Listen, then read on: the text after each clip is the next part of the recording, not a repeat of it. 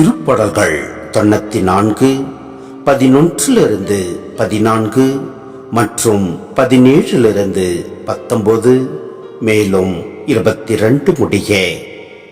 மானிடரின் எண்ணங்கள் வீணானவை, இதனை ஆண்டவர் அறிவார்.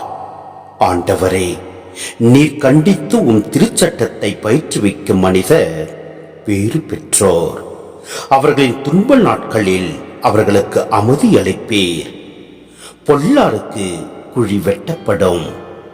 ஆண்டவர் தம் மக்களை தள்ளிவிடார். தம் உரிமை சொத்தாம் அவர்களை கைவிடார். ஆண்டவர் எனக்கு துணை நிற்காதிருந்தால் என் உயிர் விரைவில் மௌன உலகிற்கு சென்றிருக்கும். என் அடி சறுக்கின்றது என்று நான் சொன்னபோது, ஆண்டவரே, உமது பேரன்பு என்னை தாங்கிற்று.